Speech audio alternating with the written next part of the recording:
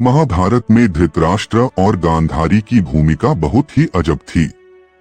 कई पाप किए जिसका परिणाम भी झेलना पड़ा।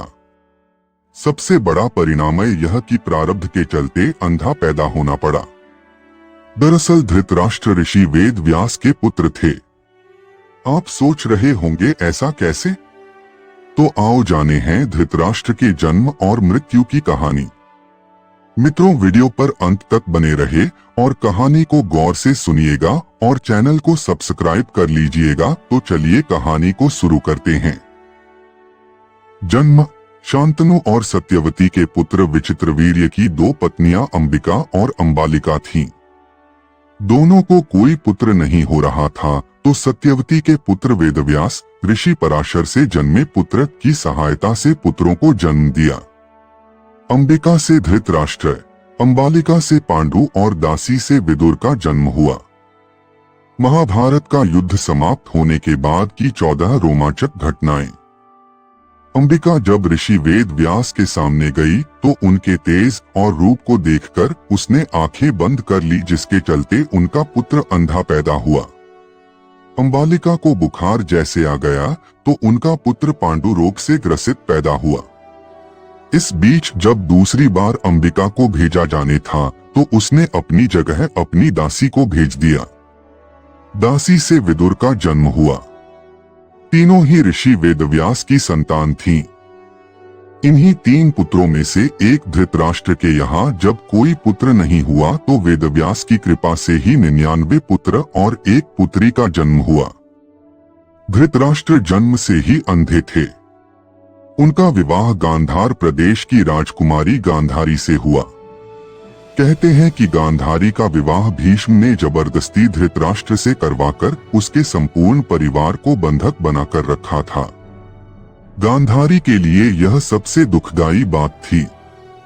गांधारी के लिए आंखों पर पट्टी बांधने का एक कारण यह भी था। धृतराष्ट्र और गांधारी के दुर्योधन सहित 100 पुत्र और एक पुत्री थी। युयुत्सु भी उनका ही पुत्र था, जो एक दासी से जन्मा था।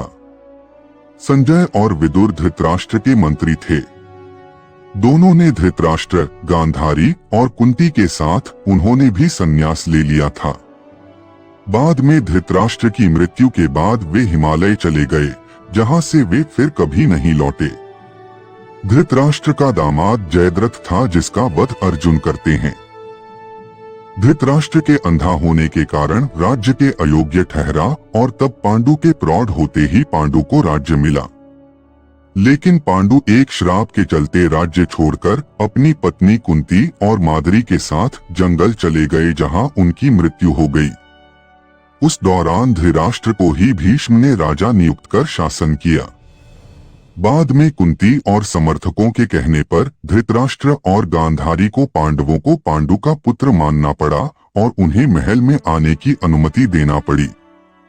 बस यही से महाभारत प्रारंभ हुई। मृत्यु।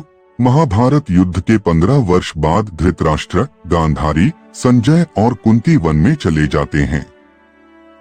3 साल बाद एक दिन धृतराष्ट्र गंगा में स्नान करने के लिए जाते हैं और उनके जाते ही जंगल में आग लग जाती है। वे सभी धृतराष्ट्र के पास आते हैं। संजय उन सभी को जंगल से चलने के लिए कहते हैं, लेकिन दुर्बलता के कारण धृतराष्ट्र वहां से नहीं जाते हैं। गांधारी और कुंती भी नहीं जाती है। जब संजय अकेले ही उन्हें जंगल में छोड़ चले जाते हैं तब तीनों लोग आग में झुलसकर मर जाते हैं। संजय उन्हें छोड़कर हिमालय की ओर प्रस्थान करते हैं, जहां वे एक सन्यासी की तरह रहते हैं। बाद नारद मुनि युधिष्ठिर को यह दुखद समाचार देते हैं। युधिष्ठिर वहां जाकर उनकी आत्म शांति के लिए धार्मिक कार्य करते हैं। धृतराष्ट्र और गांधारी की कहानी महाभारत के अनेक पाठों को उजागर करती है। उनकी संतान विशेषकर दुर्योधन और उनके निर्णयों ने महाभारत युद्ध को एक अटल नीति की ओर धकेला। धृतराष्ट्र के अंधे होने का केवल शारीरिक नहीं बल्कि एक रूपक भी है, जो उनके दृष्टिकोण और निर्णयों पर लागू होता है। जहां वे अपने पुत्रों के अन्यायपूर्ण कृत्यों को नजरअंदाज करते रहे। महाभारत युद्ध के बाद धृतराष्ट्र और गांधारी का जीवन पश्चाताप और संन्यास में बीता। युधिष्ठिर के द्वारा राज्य का भार संभालने के बाद उन्होंने अपने अतीत के कृत्यों से मुक्ति पाने के लिए वनवास को चुना। उनके अंतिम वर्ष एकांत और साधना में बीते, जहां उन्होंने अपने कर्तव्यों और नीतिगत दोषों का प्रायश्चित किया। गांधारी का पट्टी बांधकर जीवन व्यतीत करना उनके त्याग, दर्द और पति के प्रति उनकी प्रतिबद्धता का प्रतीक था। गांधारी का यह निर्णय उनके संघर्ष को दिखाता है, क्योंकि एक तरफ उन्होंने अपने पुत्रों का समर्थन किया तो दूसरी ओर उन्होंने उनके अधर्म का विरोध भी किया।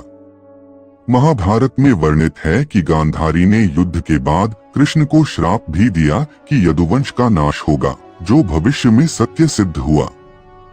धृतराष्ट्र की मृत्यु और गांधारी का बलिदान भारतीय महाकाव्यों में एक अहम संदेश देते हैं। अपने कर्मों का परिणाम अवश्य मिलता है, चाहे वह कितना ही ताकतवर क्यों न हो।